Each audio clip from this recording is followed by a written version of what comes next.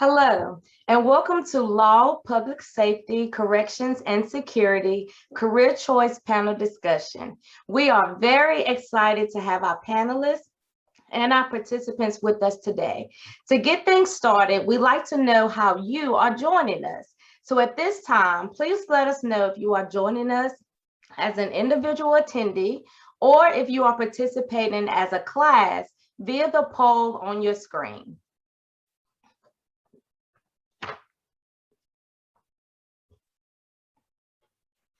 We'll give a few folks a few more seconds to respond.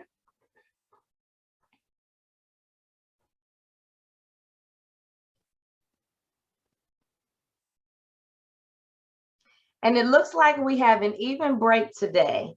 50-50 of our attendees are participating with the class or individually. But however you are joining us today, we hope you actively participate in the discussion.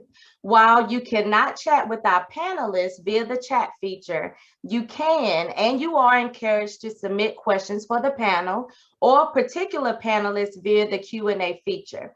Please submit your name or your class name with your question, and we'll read it along with your submission, or feel free to submit a question anonymously. There will also be a couple of polling questions like the one we just completed just a moment ago. Please submit your answers promptly to have your responses recorded. So now, without any further ado, I'd like to turn things over to the panel's moderator, Jessica Beebe with the Institute for Advanced Learning and Research. Welcome, Jessica.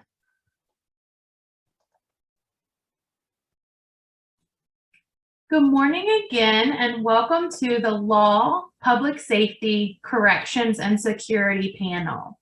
My name is Jessica Beebe, and as Audia stated, I'm with the Institute for Advanced Learning and Research, and we are very excited to have you today.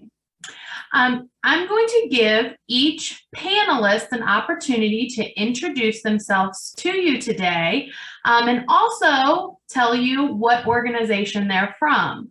But just as a recap, we do have Tierra Dillard from the Martinsville-Henry County 911, Kaitlyn Draper from the Henry County Department of Public Safety, David Ferguson from the Danville Police Department, and Mark Holland from Haymore and Holland. So now I will turn it over to the panelists and have them introduce themselves with their name, organization, and title. Let's start with Tierra Dillard.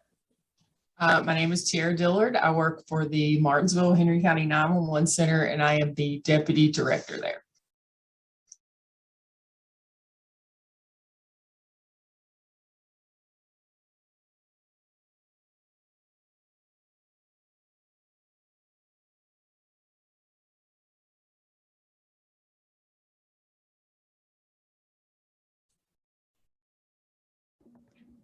Good morning. My name is Kaitlyn Draper. I'm a lieutenant at Henry County Department of Public Safety. I've been there for about 6 years now.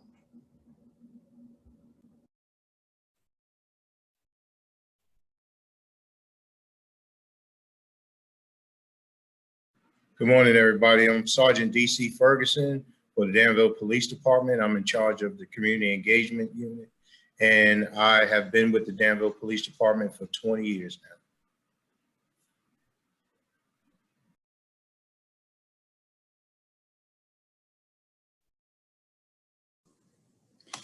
Good morning, I'm Mark Holland. I'm an attorney here in Danville with Haymore and Holland.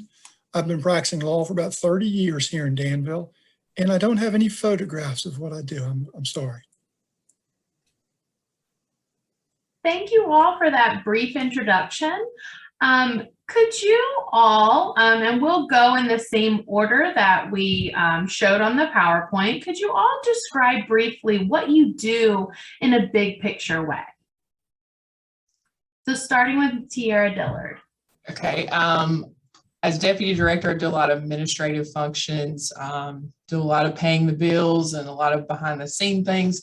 Also handle FOIA requests, those requests from citizens when they want 911 records.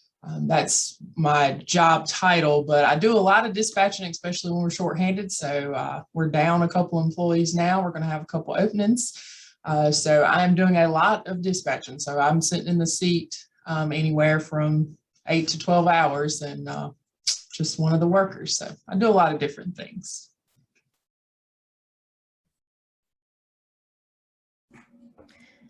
So I am a paramedic firefighter. Basically, our overview, we examine, evaluate, and treat patients. We also do a lot of things on the fire grounds. Anything from fighting fire to helping roll hose and things like that.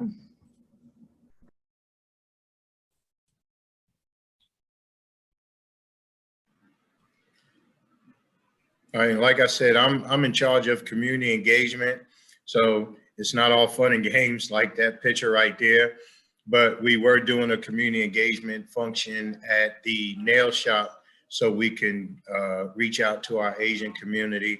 But the big picture is my job is to try to bring the community closer with law enforcement personnel to kind of bridge the gap and, so we have one solidarity as a community.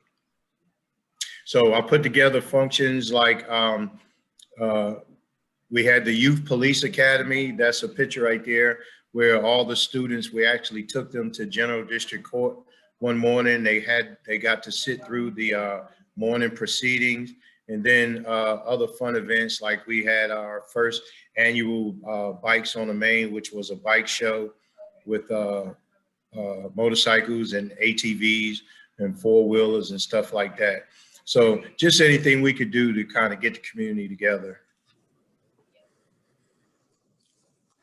And I guess what I would say I do is I help people who are caught in conflict. And some of those people are in conflict with, the Danville Police Department, but some are in conflict with neighbors or family members or other businesses.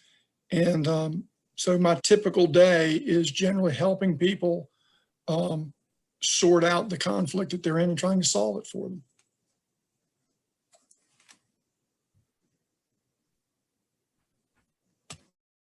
Thank you all for sharing. Now I'd like to ask a few more questions, and maybe we can dive into your positions a little more and dive into your backgrounds a little more. If you have not shared already, please share how long you've been currently working with your organization, and have you always wanted to work in this field? Was this your dream job, so to speak? I've been in 911 for 13 years. I started out on the dispatch floor, worked there for several years, and then just have had the opportunity to move up in my area. So I've been very blessed in that nature. I fell into this job accidentally. I actually applied to be kind of what I am now, administrative position, and that position got filled before they could, it got filled. So they called me and asked me would I be interested in dispatching, and I said, okay. I was very nervous because 12 hours, we were still rotating then. So I had to work days and nights. I'd never done that. Always been an 8 to 5 job. So I went out on a limb because the pay was very, very competitive for our area, and they hired me. So I don't know if that was good, bad, or indifferent, but they hired me and I'm still here. So before this, I worked in banking for many years. I love people. I love working with people. So this is right along in the lines of working with people. I just don't get to see them in person. But I don't know that this was my dream job per se. I got lucky and kind of fell into this field. So I don't know if you asked me, but education. I didn't have to have education to work here. I only had a high school diploma at the time, but I think I've completed my associate's degree while I was here. I can't really remember. And my bachelor's degree in the last few years, and now working on my master's. And all that's just for my own self. My job doesn't really require a lot of that, but in order to advance, I think that's probably something good that you need to have under your belt. So.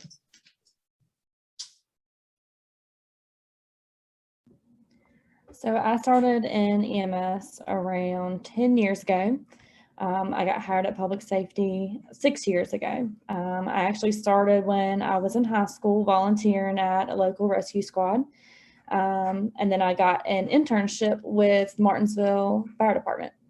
After my internship there, I went to the EMT class and then furthered my education and got my Fire 1, 2, and then got my paramedic. I would say that this is probably my dream job. Like Tierra said, I've always loved working with people. Before this, I actually worked at a convenience store. I worked there and went to school and went to EMT class and just kind of trudged through until I got to where I am now. I got my associate's degree when I got my paramedic, and then I went later and got my bachelor's degree. And that was also just for myself to kind of further my education. And I would like to go get my master's eventually as well, just so I can continue moving up the chain.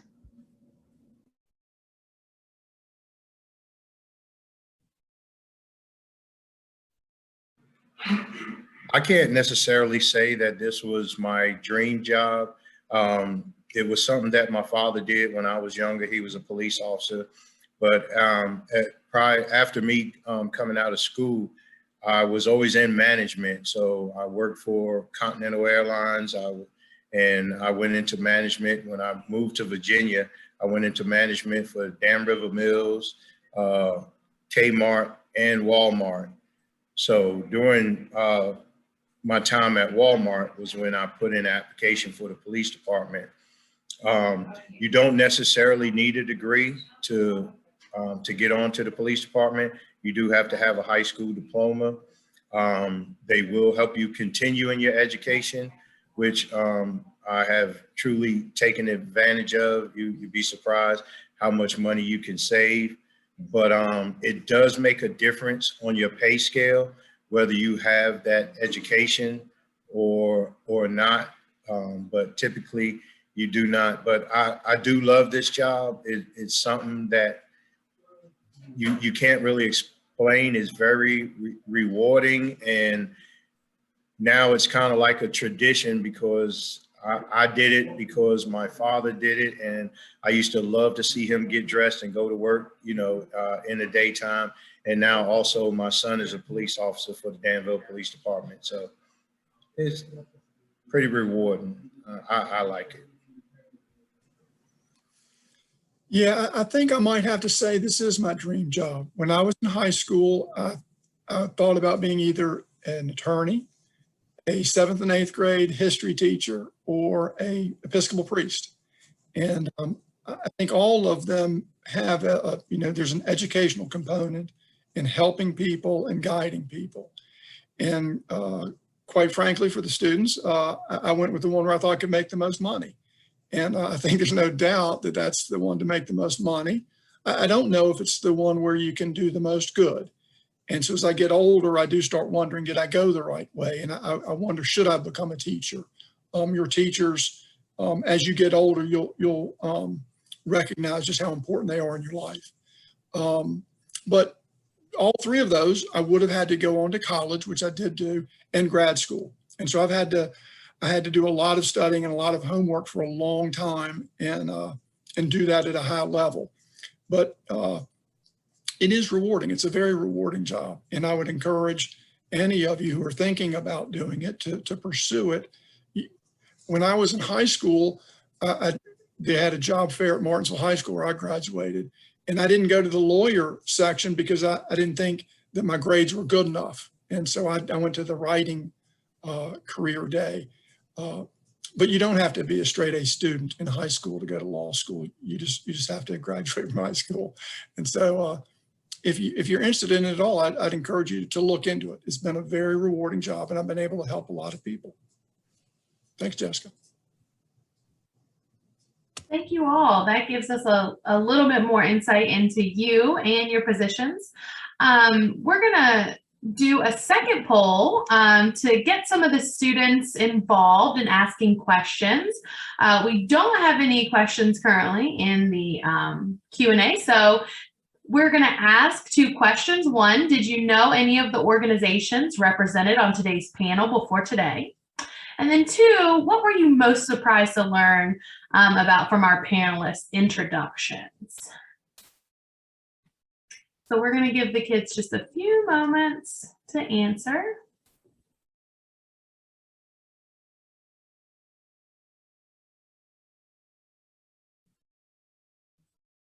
And also, Dana has graciously put in the chat, don't forget that the chat feature is disabled and you have to put your questions through the Q&A tab, and we'll answer as many as you submit, or as many as we can.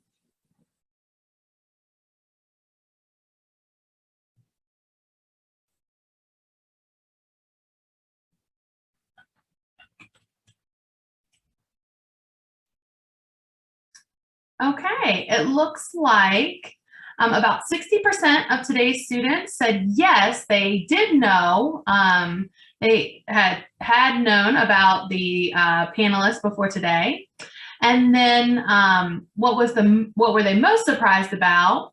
27% said what they do. And then 73% said their education and experience before their current position. So thank you all.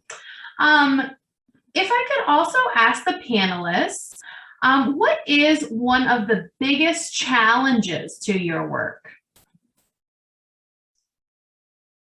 I would have to say currently staffing.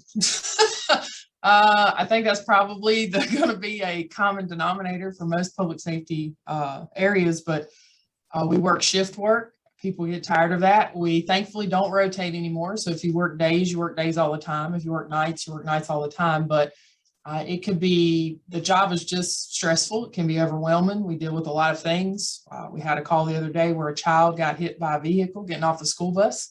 A lot of our people here have children. It bothers you sometimes when you leave work. So it can be overwhelming and stressful. So people don't stay. They just, and it's a lot of the time it's just the scheduling or just the stress has got to them. So like I said, we have a couple openings now, but I think that's the main challenge for us, is just getting those people that can do the job and that can stay, the longevity, that they can stay here and be happy here and handle all that comes with the job.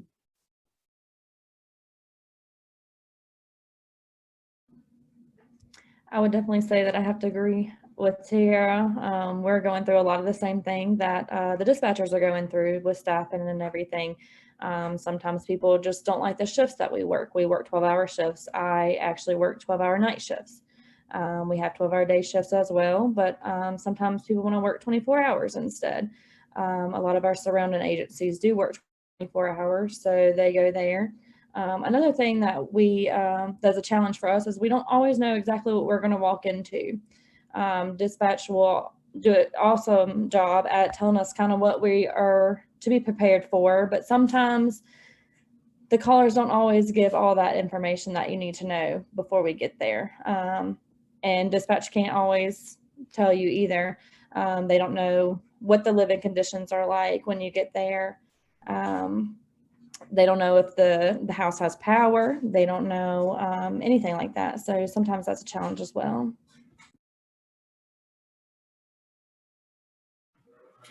I would say for us, despite of course, the lack of, we're all short, the lack of employees, but participation in my job, we do a lot of community events, and you can't do these events without the community participation. So sometimes it's really kind of like twisting people's arms to try to get them to do something to better our community. For the most part, don't get me wrong, the community is there 100%, but it's really hard to just get them locked down into that participation when you're trying to plan something and you need something done on a timely basis, and you have to rely on somebody outside of your agency to kind of come through in order to make what you're doing work. But community engagement is working. It takes a lot of stress off of the officers now that when we do these community engagements, people see our department, they see our officers in a different light. They see us in places that's not always a tragic event or somebody's going to jail or something like that. So they get to see us as people. And like she said, you know, we all have kids, you know, so we like to let them know that we're just one of them. So by doing community events, but one of the most challenging things through what I do right now is participation. I guess that, and we too have trouble with staffing issues, you know, these days. But I think the most challenging thing about being an attorney, at least in a small town practice, is you're so rarely seeing people on their best day. If they're coming into a lawyer's office, there's something going wrong, oftentimes dramatically wrong in their lives. And so they're very stressed, they're upset, they're under trauma. And then you're dealing with the other side of that equation and their lawyer. And it's just challenging to always be dealing with folks who are really in distress. And of course, some of them have already dealt with the other panelists, you know, before they get to us. But that doesn't, you know, necessarily mean their stress is going away. And so then to navigate that over the course of days, weeks, and sometimes years is just the ongoing challenge.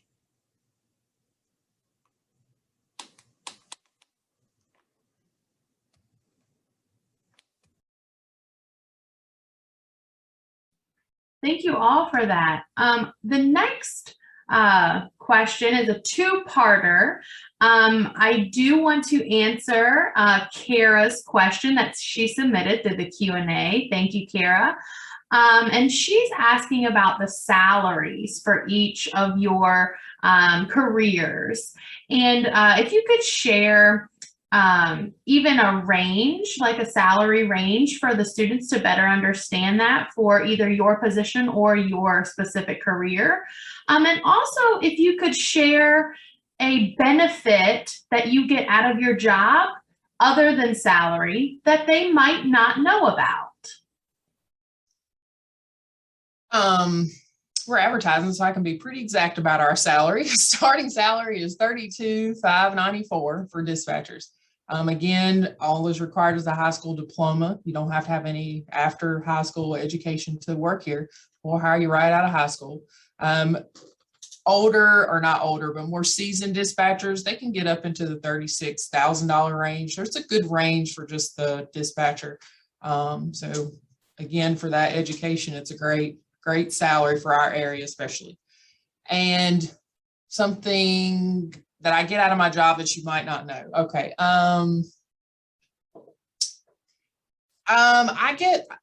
You might would think, but I get we can be very rewarded in this job, far as we save people or we help bring people back before Kaitlyn and her crew can get there. We give lots of good instructions. Most dispatchers, our center and all the surrounding centers were EMDs, so we can provide CPR, childbirth. We've delivered a few successful babies that have gone on to survive and go back home. So we can do a lot of things that we couldn't do when I started in 2008 that we can do now with the emergency medical dispatching. And so I don't know, maybe some people don't know that, but we definitely save some lives and deliver some babies. So very rewarding.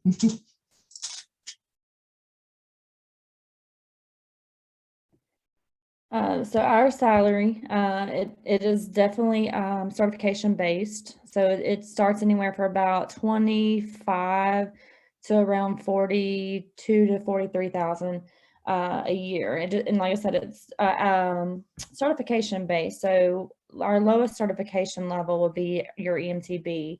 That takes around 36 weeks to complete. You also have to have your CPR and your EVOC, which is the emergency vehicle operator course. That class is only around 16 hours. And that's our lowest pay grade. We are getting ready to start an academy. That will only require you to have a high school diploma. You can go into that without any certifications at all, and you will obtain all your certifications through the academy, including your CPR, your EMT, your EVOC, and your Fire 1 and 2. So when you complete that course, you'll be ready to go on an ambulance and a fire truck. One thing that you probably don't know about our job that I find rewarding is our relationships with our coworkers. I feel like we have pretty close relationships with our coworkers just because of the things we deal with on a day-to-day basis, the calls that we go to, and the people that we help and the things that we see. We kind of digress with those people after every call because you may go from one extreme to the next. Like Tierra said, we have delivered some babies. So that's a very happy thing, especially when everybody's okay afterwards. Mom and baby are fine. And then you may go to the next call and someone may not make it. So you kind of have highs and lows there. So your relationships tend to be pretty strong.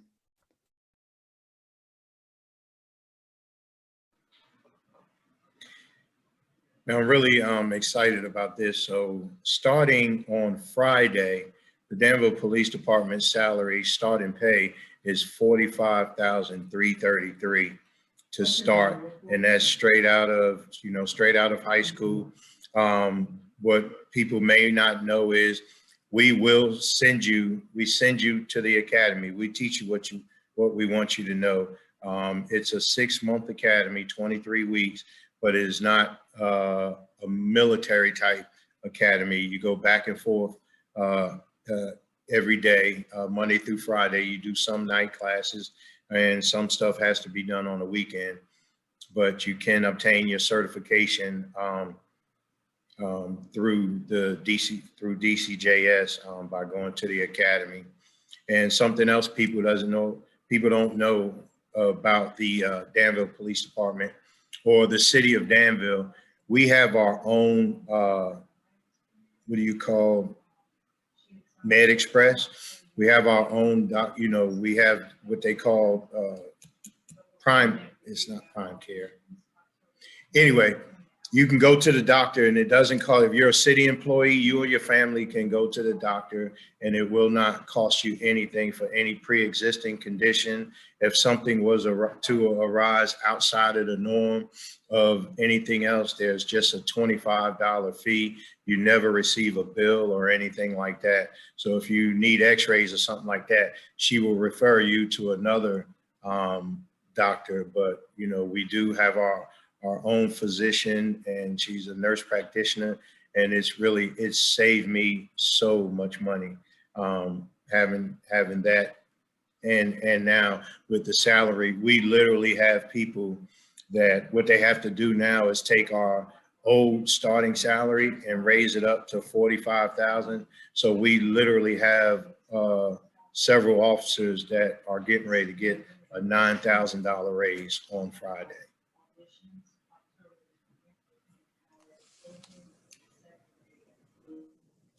I'm not sure what a starting attorney would make in Danville, this fall.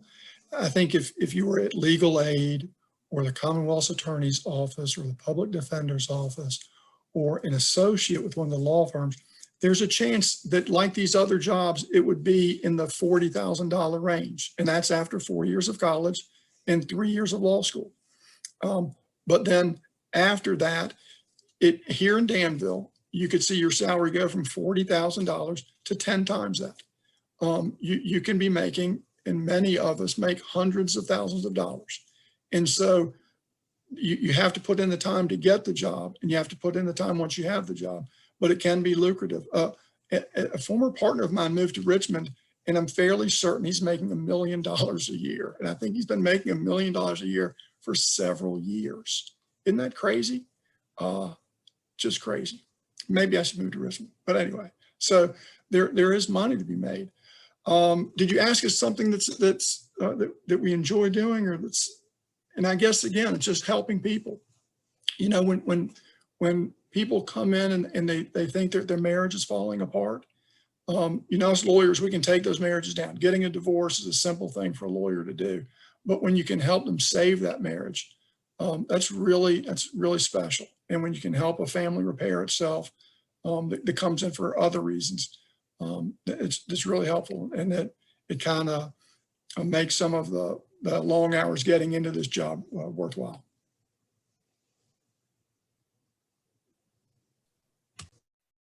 Thank you. We have another student question from Emily.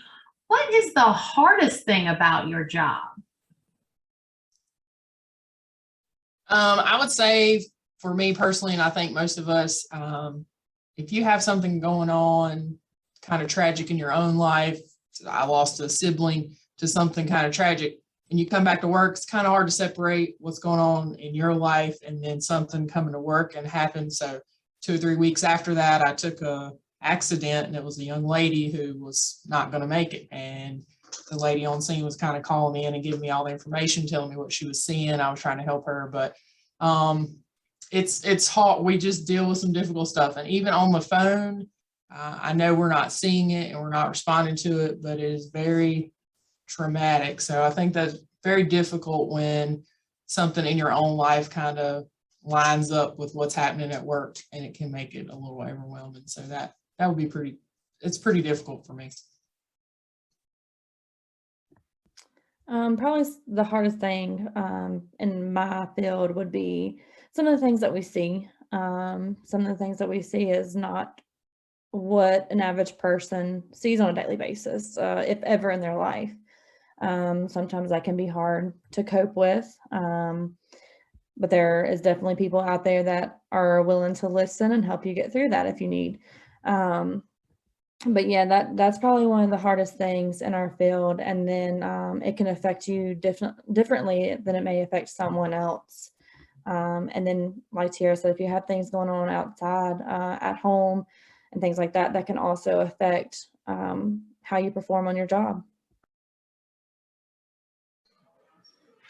Yeah, I would definitely say one of the hardest things about being a police officer is when you can't fix something, when it just goes terribly wrong and either somebody gets hurt or somebody has to go to jail. We kind of hate the fact, because we want to be able to fix things first. And, you know, and seeing the other side, like Tierra was saying, as far as dispatchers, they have to hear it. And, you know, but when you're out there and you're looking at it and stuff like that, it's probably the worst part of a job to see the pain that some people go through when you dealing with stuff that you just can't fix.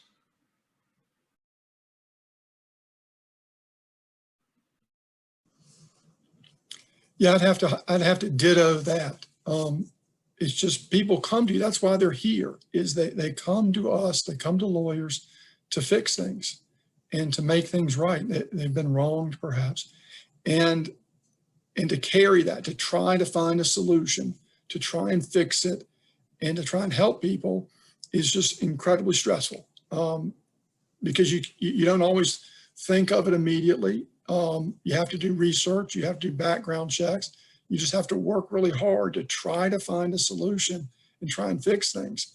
And it's incredibly stressful. And sometimes, of course, you know, you fail, or I guess you fail. And it's very stressful. I think that the more stressful thing isn't the failing, it's trying so hard to come up with a solution. It's carrying that, you know, for weeks and months, trying to figure a way out. I think that's the hardest thing in answer to the question.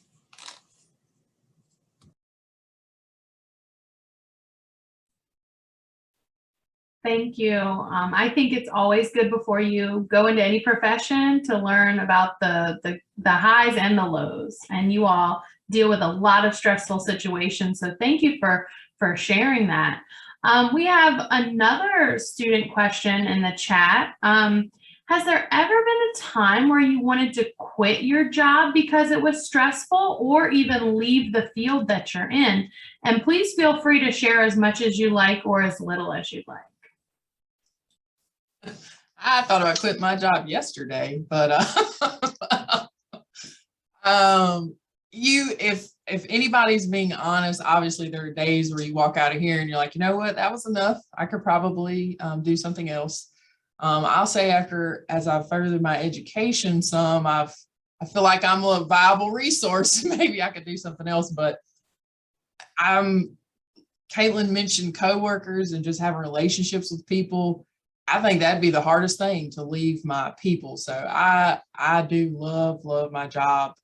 There are definitely stressful things, but of course I've thought about leaving, but I'm probably going to be here for my 30. So I have several more years to go. But yeah, you'd be crazy not to entertain doing something different, maybe less stressful, but it wouldn't be as rewarding. I don't think I would get the satisfaction out of something else that I get out of my current job. So I would definitely have to agree. There are some days where as soon as 7 o'clock hits, I am running out that door. I'm ready to go, and I don't care really if I look back. But then when the time comes to go back to work, I show up. That's where I see myself. I enjoy helping people. I enjoy being there for people. Even when I'm off and I see something going on, I'm like, I want to know what's going on. I want to be there. I want to be helping that person. And like Tierra mentioned as well, like the coworkers, I mean, the relationships with them is really like no other. And then just the job itself, I could take some time off. I could definitely take some time off, but I don't think I could leave the field altogether. Yeah, I have to say, the one time I thought about quitting was back in 2016, and the city of Danville had 16 homicides, and it seemed like I was working every single time one happened. So it did make me question the field that I was in. But as you question the field that you're in and you like what you do, you have to ask yourself, what else would I do if I didn't come here every day? And I honestly don't know what else I would. I love this job. So I will be here every day. But when you attend an autopsy on a 10-year-old kid, it just kind of makes you question whoever said they wanted to do something like this. But then I had to turn it around to the doctor doing the autopsy. Whoever said somebody wanted to do that, so it could be a lot worse, but I could not see myself anyplace else. I pretty do. You love what you do. It does get to you sometimes, because not only do you have to see a lot of tragedy, you have to see the reaction of the families of these tragedies. And I think that's the worst part. A lot of things going on today. I just think these kids don't understand the magnitude of damage that they do to a family when they take a loved one away. So yeah, it's been questioned, but my wife likes to eat every day, so I have to work. Well, again, it's tough following Sergeant Ferguson, but he always gets it right. I think the critical thing, though, in response to the question is, yeah, everybody, I think you've heard, everybody thinks about quitting, but I don't think that's part of the analysis of what career to go into, because everybody is going to get burnt out and stressed out. And so that's just, you can't really concern yourself with that. It's a job. All jobs are hard. All jobs are stressful.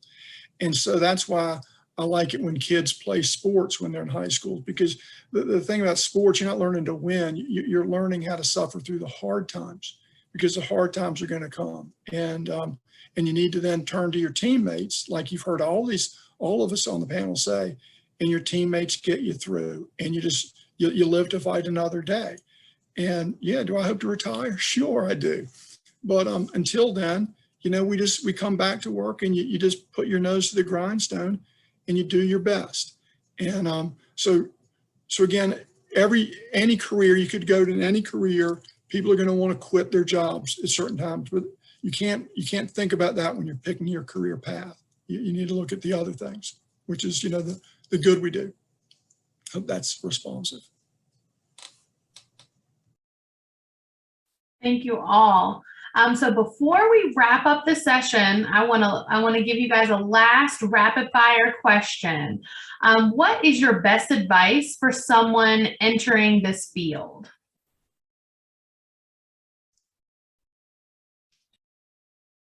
If someone that wanted to be a dispatcher, just customer service. Anybody that's worked in customer service, do that well, because like the Mark mentioned, we are dealing with people on their very worst day, and the way you treat them, they're going to remember that. So if dispatching is what you might want to do with your life and it's a very rewarding career, work on that customer service, because that's what we do here. I would say for any job, not just this particular field, but come in, do the job to the best of your ability, and go home every day and know that you did the best that you could do. I would say if you think this is a field you want to come into, first of all, in order to do this, you have to put in an application. But once you do that, we have a ride along program. So we'll put you in the cars with these officers. You can go out there for 12 hours a day if you want. Go out there, see what's going on, see if this is something that you want to do. And again, to piggyback off of Tierra, you have to have customer service. You have to be able to deal with people that are screaming in your face. So, but my thing is to ride along, see what we do. And then if you decide that that's something you want to do, then you pursue it from there.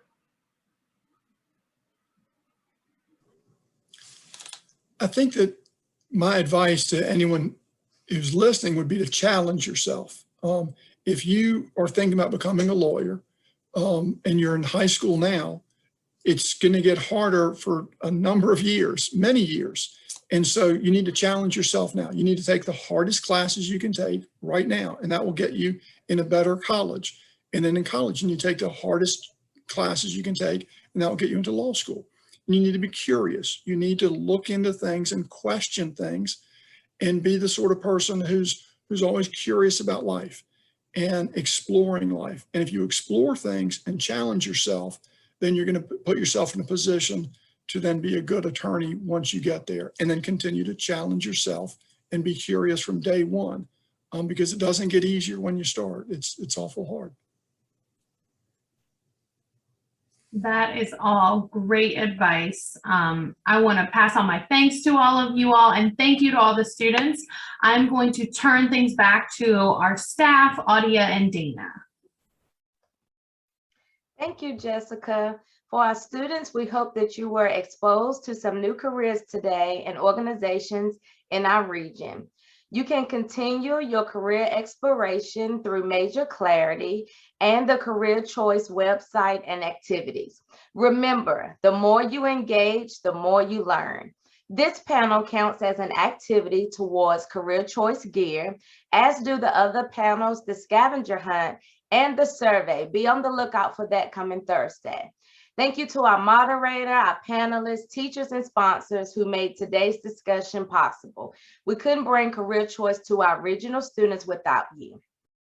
Here's hoping that we get to see you all, your business, our students, and teachers back in person next school year. Thank you. Have a great day.